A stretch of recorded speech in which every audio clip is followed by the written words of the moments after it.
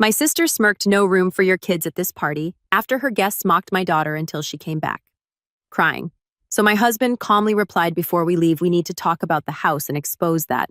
Looking back, I should have known better than to trust the warmth in my brother's invitation. The drive from Vermont to Riverside, Connecticut had taken us 4 hours. 4 hours of Maverick humming along to classic rock while our daughter Willa read in the back seat, her nose buried in a worn copy of Anne of Green Gables. 4 hours of our son Jude asking every 30 minutes if we were there yet. His excitement about seeing Uncle Reed bubbling over like soda left too long in the sun. Maverick had dressed the way he always did, a soft camé shirt from LLBAN khakis that had seen better days but fit him perfectly, and the brown leather loafers he'd resoled twice because he claimed they were finally broken in right. His salt and pepper hair was slightly tousled from the drive, and he wore that easy smile of a man completely comfortable in his own skin. I'd chosen a simple cream silk blouse and navy slacks paired with my grandmother's pearl earrings. Willow wore a vintage Ralph Lauren dress I'd found at an estate sale, soft pink with delicate embroidery, the kind of quality that lasted decades. Jude had on his favorite polo shirt and pressed khakis, looking like a miniature preppy catalog model, though he'd already managed to wrinkle the front by the time we pulled up the long driveway shortly after 7 o'clock in the evening. The mansion rose before us like something out of a film, white columns gleaming in the early evening light, windows ablaze with chandeliers, the lawn manicured to golf course perfection. Luxury cars lined the circular drive, Mercedes BMWs, a Bentley that probably cost more than most people's houses. Wow, Jude breathed, pressing his face against the window. Uncle Reed lives here. He rents here, I corrected gently, though my stomach was already tightening with unease. Maverick said nothing, but I caught the slight narrowing of his eyes as he took in the scene, that observational look he got when he was writing, cataloging details. Or at least that's what everyone thought he was doing. I knew better. My husband was always watching, always calculating, though few people ever suspected. The quiet man who introduced himself as a freelance nature writer was anything more than exactly that. We parked between a Tesla and a Jaguar. Our Volvo wagon, reliable, safe, 8 years old, looked like the help's vehicle. The party spilled across the mansion's grand terrace and sprawling lawn. Women in designer dresses that probably cost what we spent on groceries in 6 months. Men in suits so sharp they could cut glass. The air smelled of expensive perfume, champagne, and the particular scent of wealth, that indefinable mix of privilege and exclusivity that makes the uninitiated feel like they're breathing different air. We made our way up the stone steps. Willa's hand found mine, her palm slightly damp. She was 9 and perceptive enough to sense when she didn't quite fit in, though she'd never say so. "You look beautiful, sweetheart," I whispered to her. She squeezed my hand in response. A coordinator with a clipboard and a smile that didn't reach her eyes intercepted us at the entrance. "Names, please. Sharon Foster. This is my husband, Maverick Miller, and our children." She scanned her list, her expression shifting almost imperceptibly. Not rude exactly, but cooler. "Ah, yes, the Vermont family. Right this way." I felt Maverick's hand settle lightly on my lower back as we followed her through the crowd. We passed the VIP zone, a raised section of the terrace with the best view, the best lighting, intimate clusters of cocktail tables draped in ivory linen. That's where I spotted Reed, my younger brother, holding court in a navy suit that probably cost $3,000. He saw us. Our eyes met.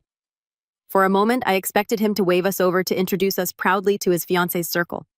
We'd driven 4 hours. I'd brought a gift, a first edition book I'd found for Helen, something I thought she'd appreciate. Instead, Reed's eyes flickered with something I'd never seen directed at me before. Embarrassment.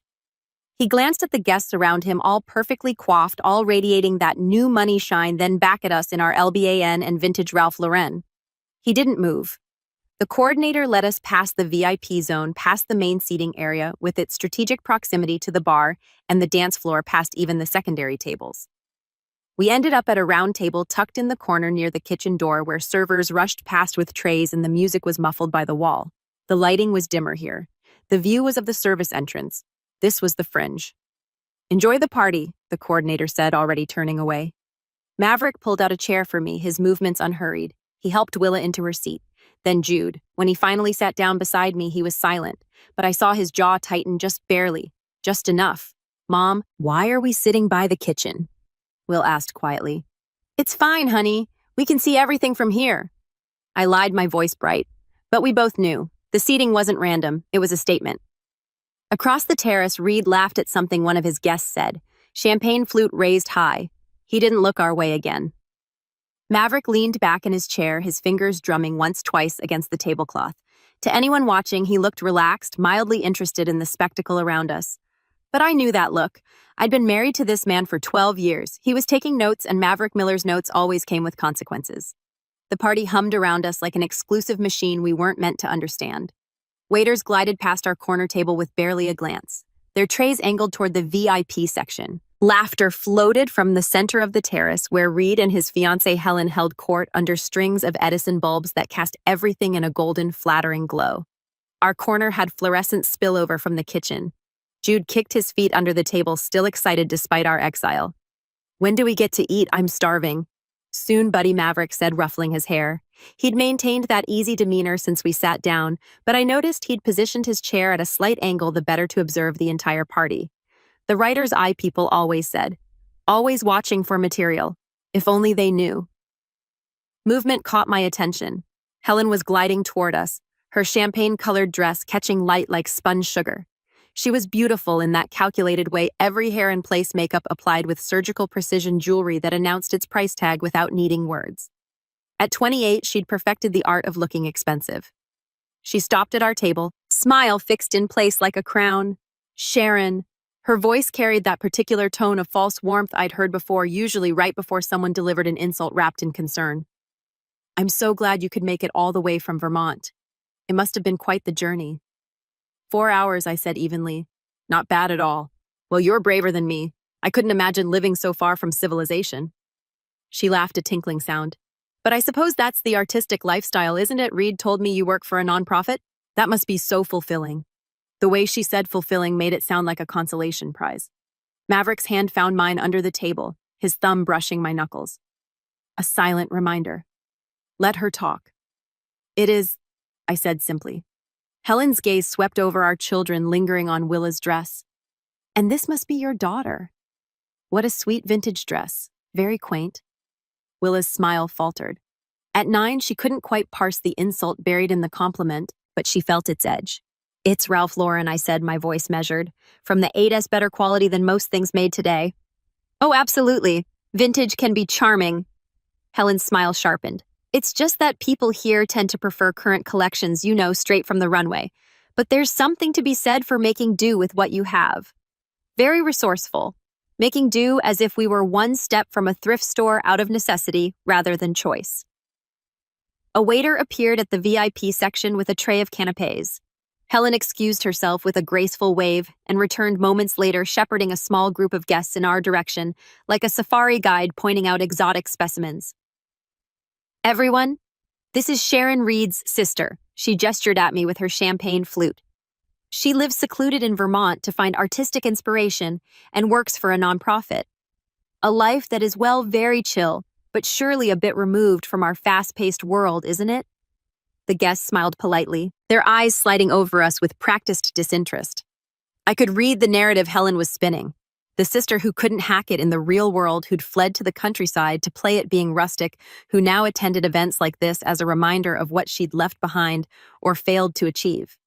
"Actually," Maverick said, mildly speaking for the first time since Helen arrived, "Sharon manages complex projects with multiple stakeholders and 7-figure budgets.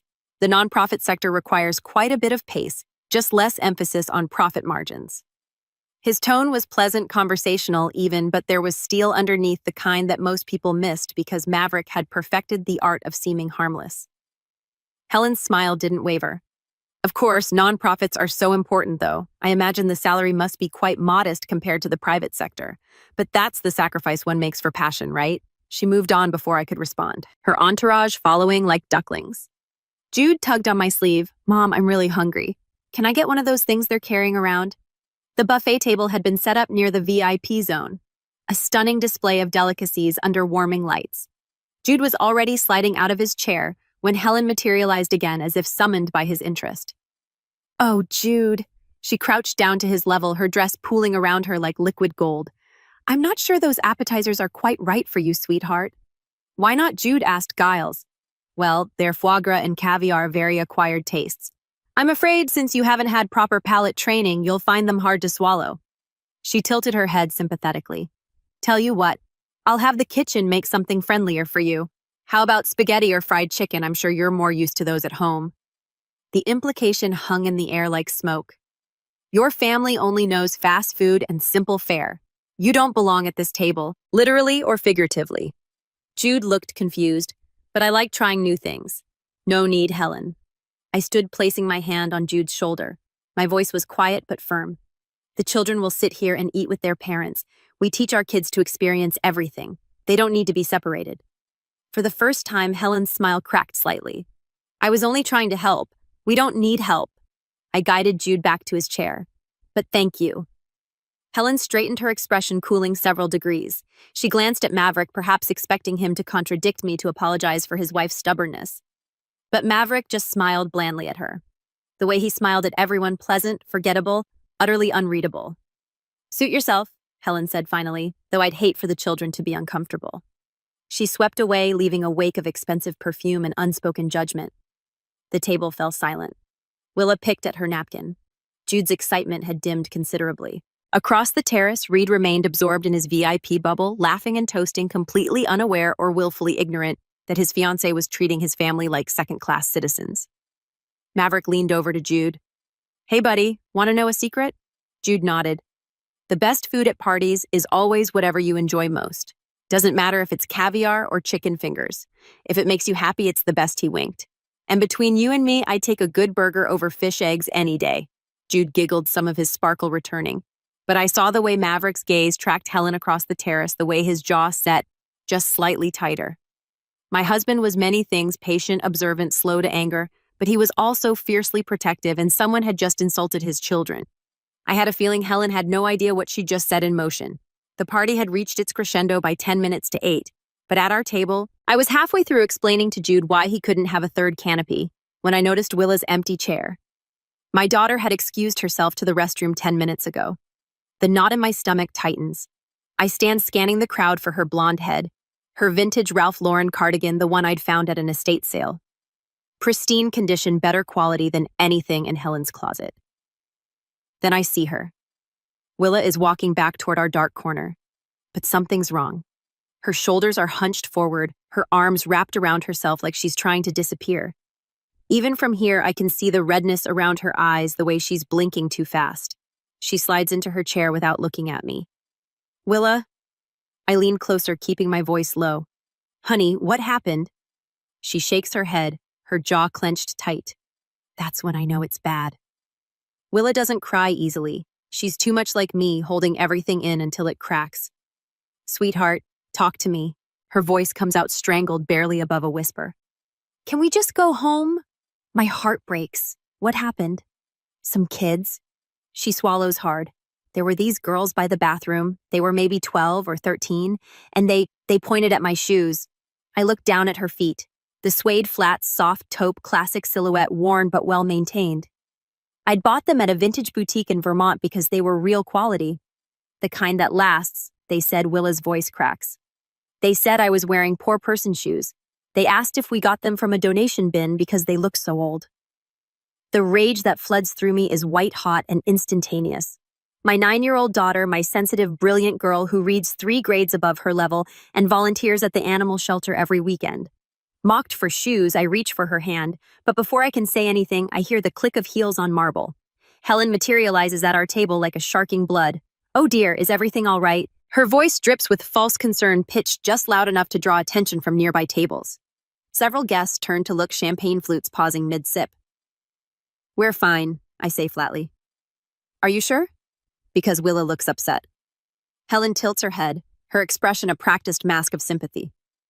Did something happen? I open my mouth, but Willa speaks first, her voice small. Some girls made fun of my shoes. Helen's eyes flick down to Willa's suede flats, and I see it that micro of satisfaction before she arranges her face into understanding. Oh, sweetheart. She crouches down, putting herself at Willa's eye level, in a performance of compassion. You know children here are raised differently. Their parents are business leaders, philanthropists.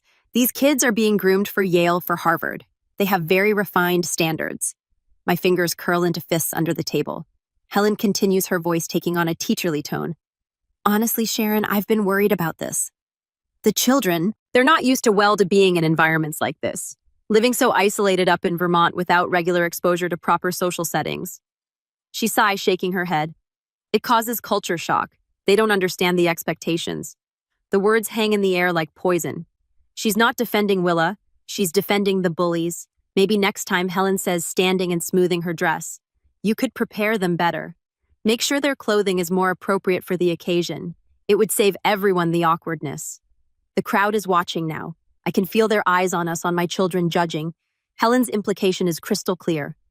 This is your fault, Sharon. You brought your backwoods children to a place they don't belong, dressed them like charity cases, and now everyone's uncomfortable. I'm shaking.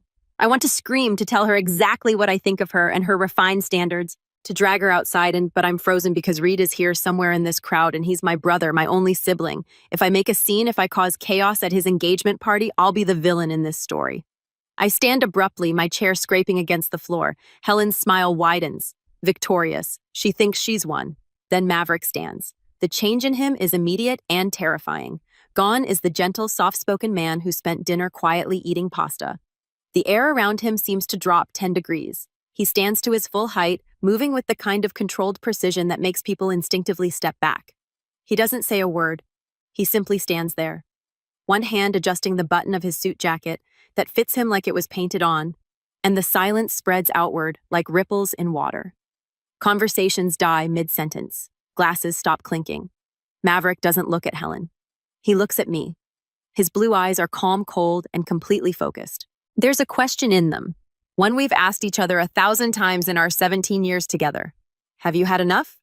It's the same look he gave me the day I told him about the harassment at my old job. The same look before he quietly made a phone call that resulted in my former boss being audited by the IRS. Maverick doesn't make threats. He doesn't need to.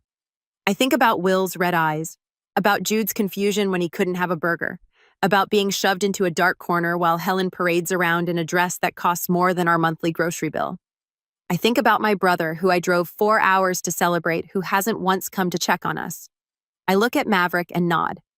The decision is made. Helen's smile falters as she realizes something has shifted. She takes a small step back, her eyes darting between us, suddenly uncertain. Maverick's expression doesn't change. He reaches down, helping Willa out of her chair with infinite gentleness, then does the same for Jude. We're leaving, I say, my voice steady now. And in that moment, with my husband's silent strength at my back and my children's hands in mine, I choose their dignity over my brother's party. I choose us. Several nearby conversations paused. I can feel the attention shifting toward us, the whispers starting. Helen's uncertainty evaporates, instantly replaced by barely concealed triumph. She straightens that megawatt smile, returning full force. You know what I think? That's probably the smartest decision you could make right now. Her voice carries, projecting to the growing audience of guests pretending not to stare. This is my house, after all, mine and Reed's. I have to maintain a certain image for our business partners, our investors. She emphasizes those last words, letting them land like stones. My house, my house, my house. The claim hangs in the air, territorial and absolute. She's not just dismissing us, she's evicting us from her domain, like we're trespassers who've overstayed our welcome. I'm gathering Willa's small purse when I catch it. A flicker of something crossing Maverick's face. Not anger, not indignation, a smirk. It's gone in an instant, so quick I almost think I imagined it. But I know my husband. I've seen that expression exactly 3 times in our marriage. Once before he negotiated a hostile takeover. Once before he systematically dismantled a competitor who tried to poach his entire executive team. And once before he outbid a Russian oligarch for a property in Manhattan just to prove a point. It's the look of a man who's been handed exactly what he wanted. Sharon. Sharon. Reed's voice cuts through the murmur of the crowd. He's pushing through the guests, his face flushed and confused, his tie slightly askew. He looks tired, the kind of bone-deep exhaustion that comes from trying to keep up appearances all night. What's going on? He reaches our table, eyes darting between me and Helen. Why are you guys leaving already? Helen immediately shifts gears, her hand flying to her chest in a gesture of wounded innocence. Oh, Reed, honey, it's not. Sharon said she wanted to leave. I think she's just not comfortable here. The vibe isn't really. She trails off delicately, letting him fill in the blanks. The implication is clear. Your sister doesn't fit in with our crowd. Reed's face crumples with guilt and confusion. Sharon, I'm so sorry. I didn't mean for you to feel. He runs a hand through his hair, making it stand up in stressed peaks. Maybe you should take the kids back to the hotel. Let them rest. You must be tired from the drive. And he's apologizing to me for Helen's behavior, and he has no idea.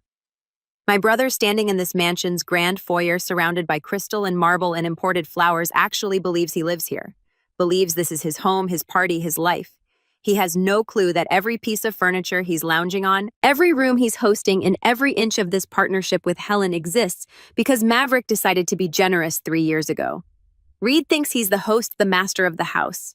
In reality, he's a tenant whose lease is about to expire.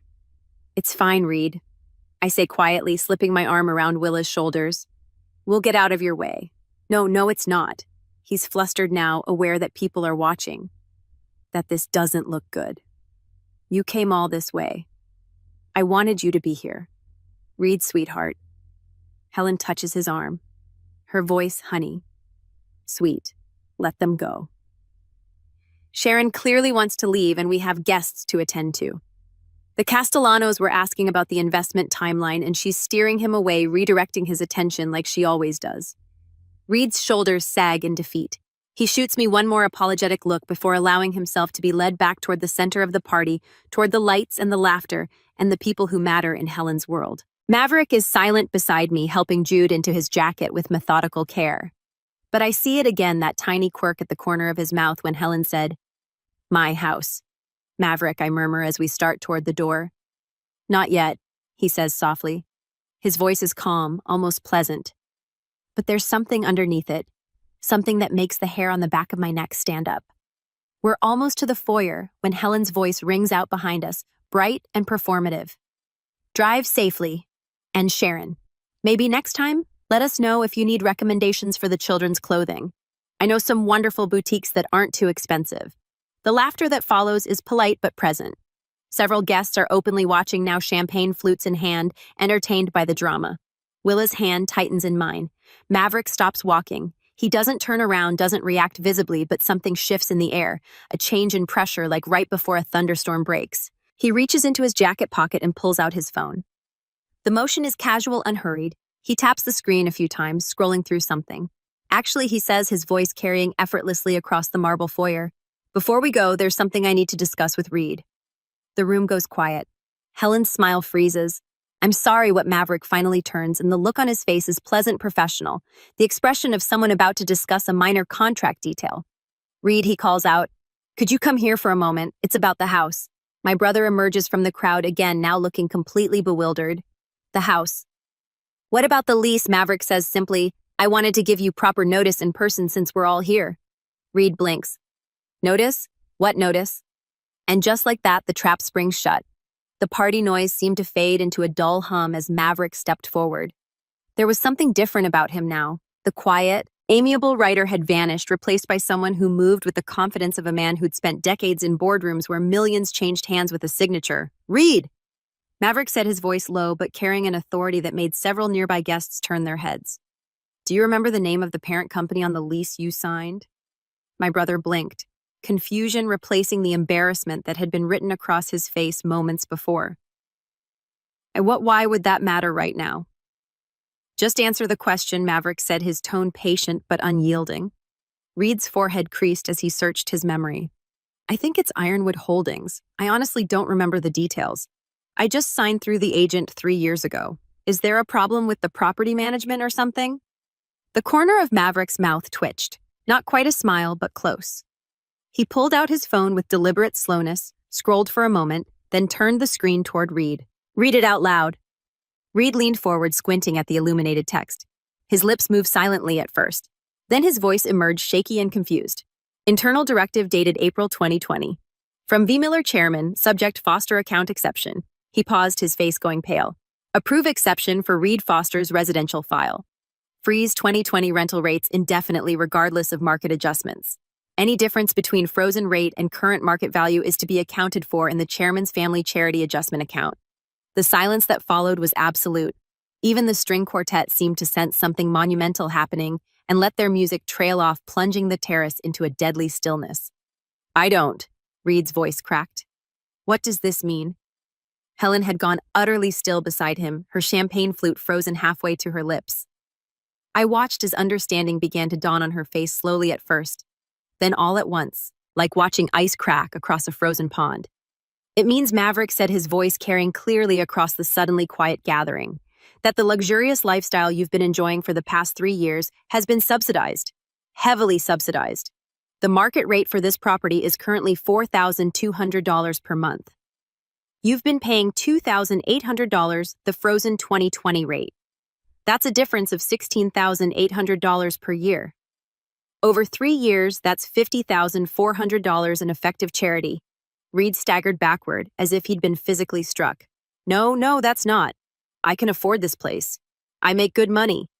You make a good salary, Maverick corrected gently. But you're not rich, Reed. You're what financial advisors call a Henry High earner. Not rich yet.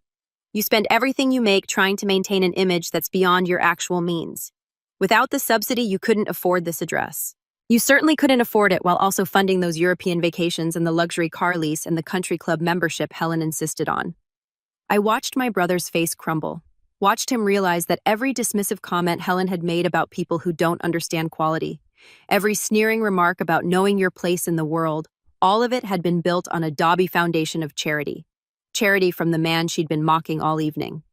Maverick turned to Helen, whose face had transformed from its usual haughty composure into something raw and exposed. You're right about one thing, Helen. Class cannot be faked.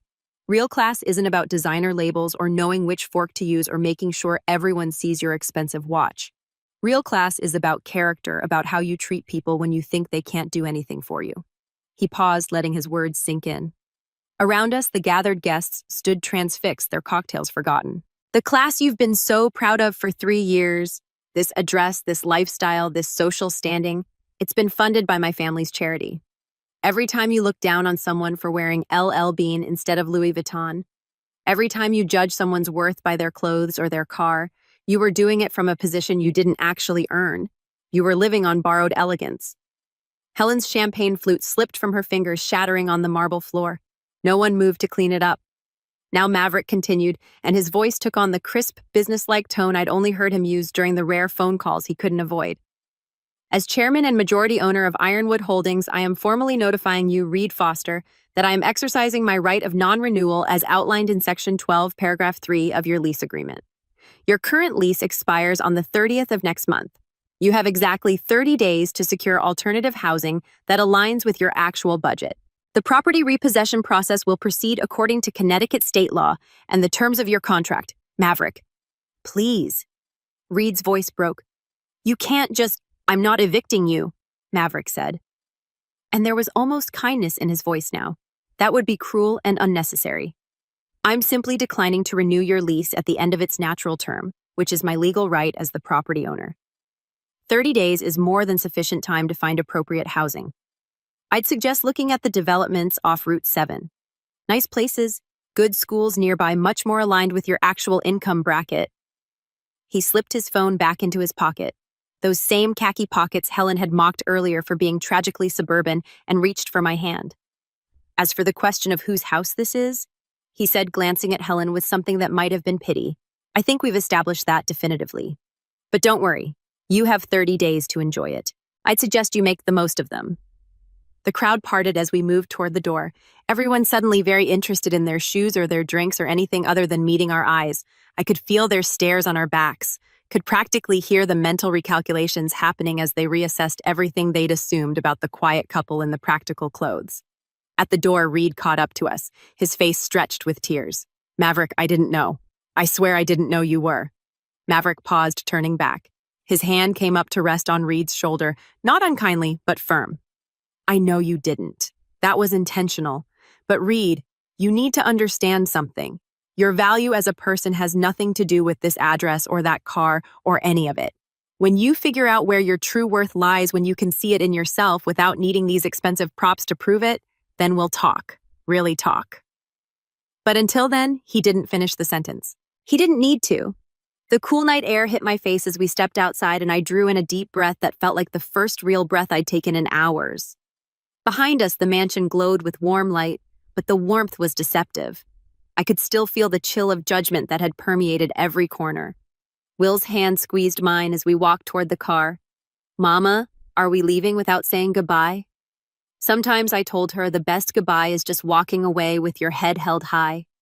Jude was practically bouncing on his toes, his earlier misery forgotten in the excitement of the dramatic exit.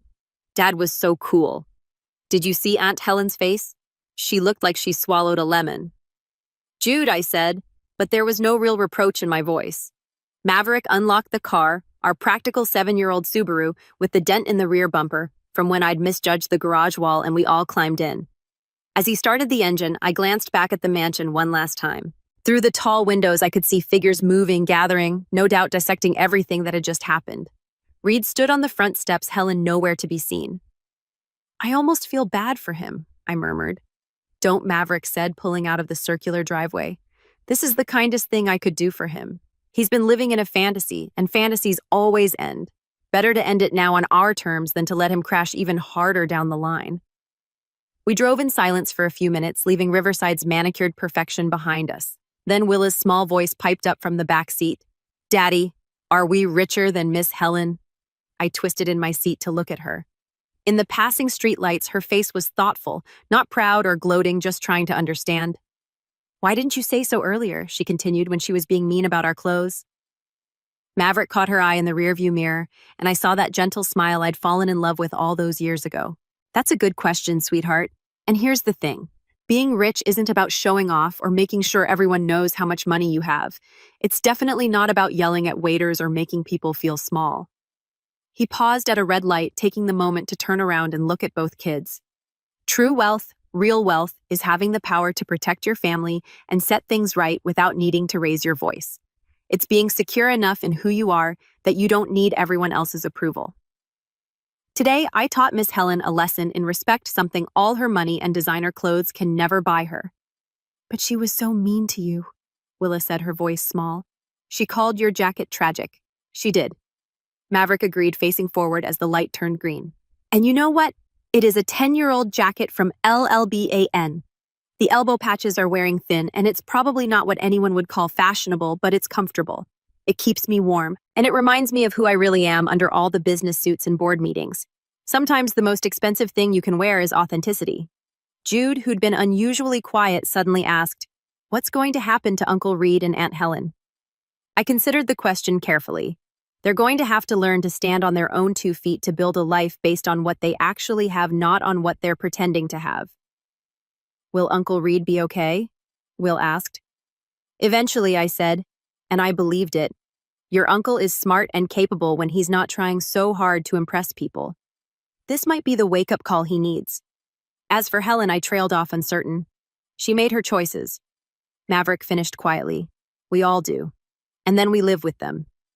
The lights of Riverside faded behind us, giving way to darker roads, older trees, the authentic Connecticut that existed beyond the manufactured perfection of new money enclaves. Our headlights carved a path through the gathering darkness, leading us home, not to a mansion that required a trust fund to maintain, but to our farmhouse in Vermont, with its creaky floors and drafty windows and garden where we grew actual vegetables. Willa yawned, her head drooping against Jude's shoulder. In the rearview mirror, I watched my children settle into the comfortable silence of a car ride home, the drama already fading from their minds. They'd remember this night. I knew they would, but not as trauma. As a lesson, Maverick's hand found mine across the center console, his callous writer's fingers intertwining with my own. We didn't need to say anything. We'd weathered the storm together, protected our children, and walked away with our dignity intact. We hadn't won because we had more money. We'd won because we knew who we were, and no amount of judgment from people living beyond their means could change that. The car carried us forward into the peaceful night, leaving behind the glittering facade of borrowed elegance, heading towards something bright.